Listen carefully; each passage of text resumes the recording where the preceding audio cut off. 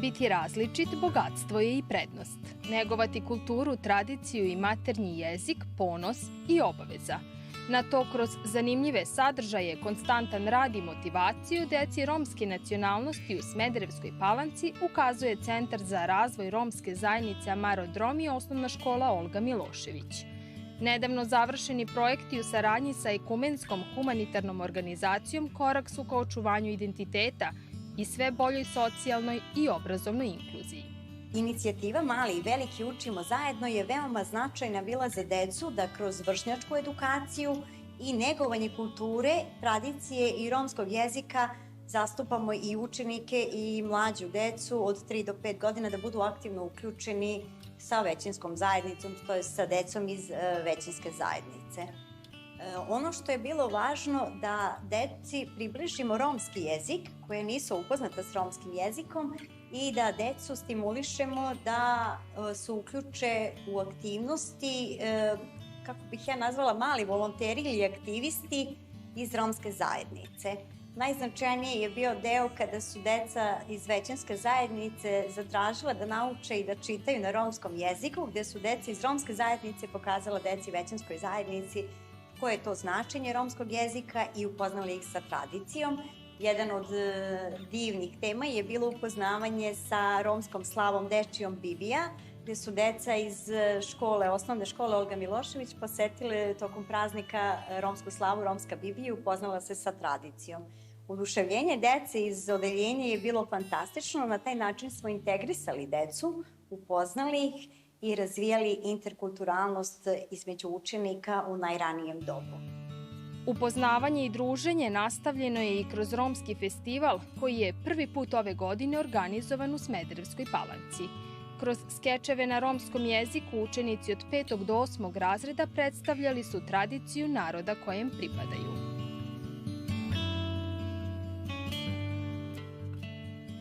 Škola si Mugratan, Meve Amalim Kemalavan, Kotedra Bab Tajdina, te Avava Majlaču Sićija.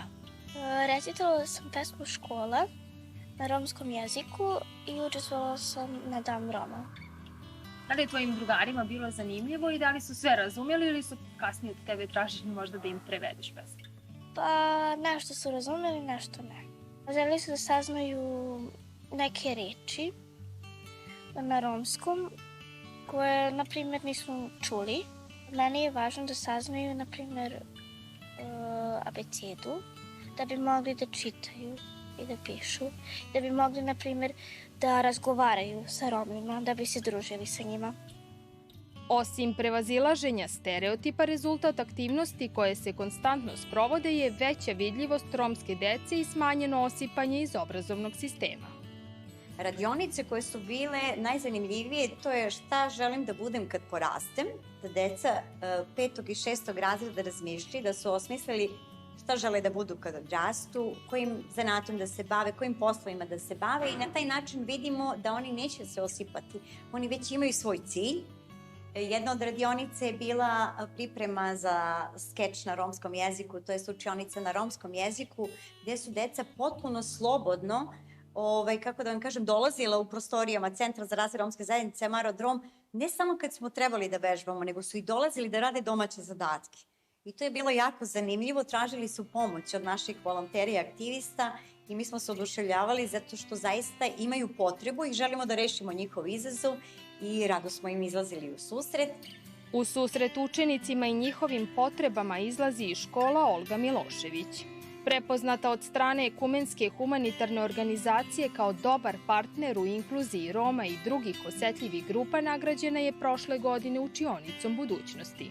Ideja ove učionice je bila da prateći digitalne tokove, digitalizaciju u obrazovanju, našim učenicima i našim nastavnicima i ostalima zaposlenima u školi omogućimo da u ovoj učionici svoje digitalne kompetencije podignu na jedan viši nivo. Ovakva učionica donosi brojne benefite, a ja lično kao direktor škole smatram da ona pre svega utiče na motivaciju naših nastavnika, a i naše dece da rade i da nadograđuju sebe kroz nastavu i učenje, u ovom slučaju informatike ili digitalnog sveta. Da li je ova učionica dobro mesto za inkluziju i na koji način se ona sprovodi?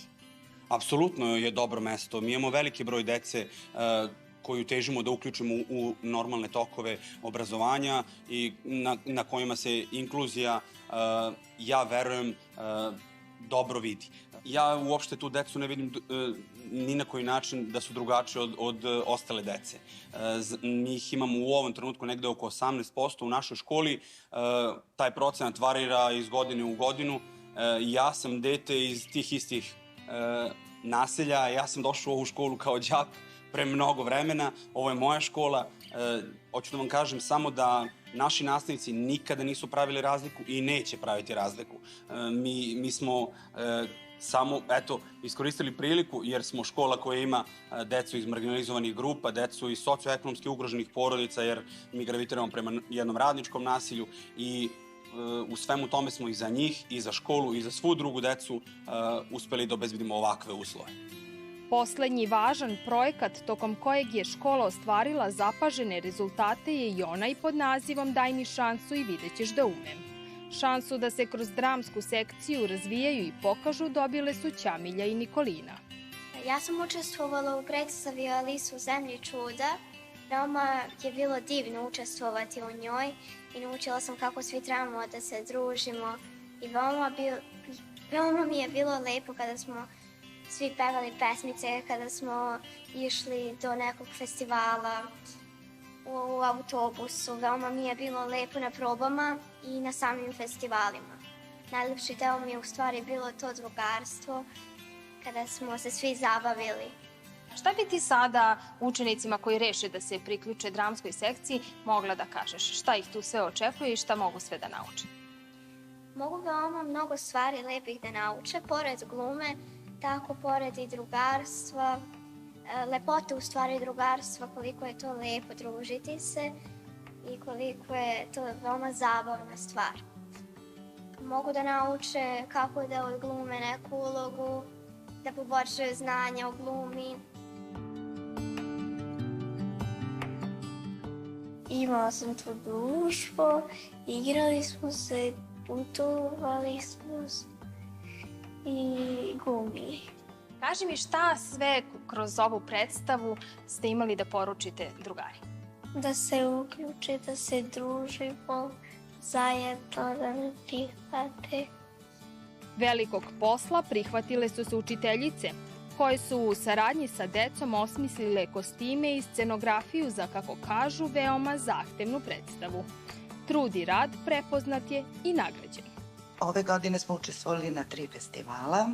Prvi festival je bio u Topoli, velika školska pozornica, gde smo ostvarili zapažene rezultate. Prvo je trebalo ući u određeni broj predstava da se uopšte tamo pojavimo, a onda smo i tamo osvojili, da kažem, i veliki broj nagrada i za tu scenografiju i za glavnu žensku ulogu i tako još neke nagrade.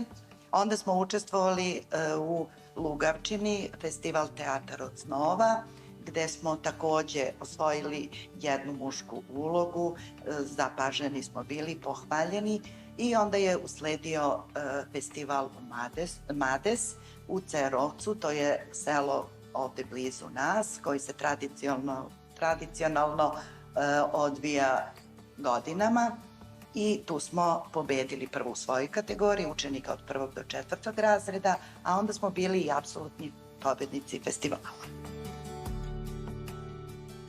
Cilj projekta Daj mi šansu i vidjet ćeš da umem jeste uključivanje romske dece u vannastavne aktivnosti.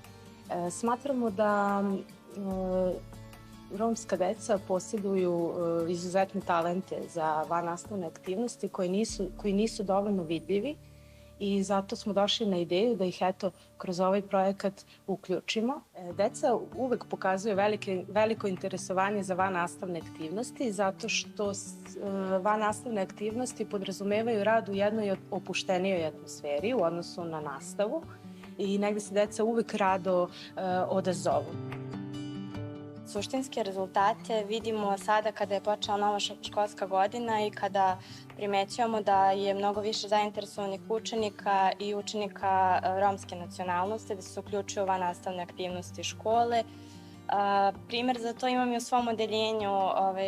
Moja učenica je učestvovala u predstavi i kada je počela školska godina, ona mi je sama saopštala da želi da nastavi sa radom u dramskoj sekciji. I sam njena slika o sebi je mnogo poboljšana, ona ima mnogo više samopouzdanja, osnažena je, mnogo bolje prihvaćena u odeljenju, učenici su ponosni na nju, čak i motivisala neke drugarice da se i same uključe u dramsku sekciju. Pa može se reći da smo mi učitelji naučili da je potrebno jako malo naše motivacije da bi učenici mogli da se pokažu u pravom svetlu, da iskažu svoj talenat, a osim toga i da možda prepoznamo kod kojih tačno učenika je potrebna ta mala podrška kako bi oni zasijali i kako bi pokazali ono što možda kriju ili nemaju baš prilike da pokažu u svakodnevnoj nastavi. Osim sa decom, konstantan je rad i sa roditeljima. Da, deca su jako iskrena i otvorena za saradnju, kod njih nema prepreka, kod roditelja koji su zreliji postoje prepreke, najčešće su dolazile majke na radionicama ili starije sestre koje su dovodile decu, iako je planirano 20 radionica, možda je veći broj učesnika bio, jer obično povedu dete iz komšiluka ili dete iz familije koje je starije ili mlađe, ali majke su bile zainteresovane tako što su me oduševljavale da su i oni zaista crtale sa decom.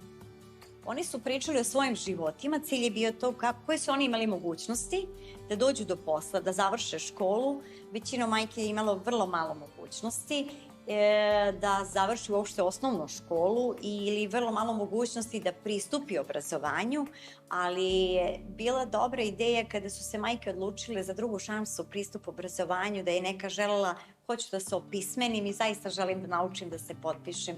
To je nama bilo baš onako veliki podstrek da smo postakli, pogotovo majke koje nisu dovoljno osnažene u romskoj zajednici, da ne kažemo i da su dvostruko diskriminisane više puta i kao žene i sam život u romskoj zajednici gde vlada još uvek patrijarhat, koliko znamo, da žele da nastave školovanje i da se opismene. To nam je bilo veoma značajno. Osim brojnih benefita za decu i roditelje, projekti su doneli i veću međusektorsku povezanost, pa će tako u narednom periodu akcenat biti na saradnji naselja i različitih gradova, kako bi zajedničkim delovanjem pokušali da učine mnogo više.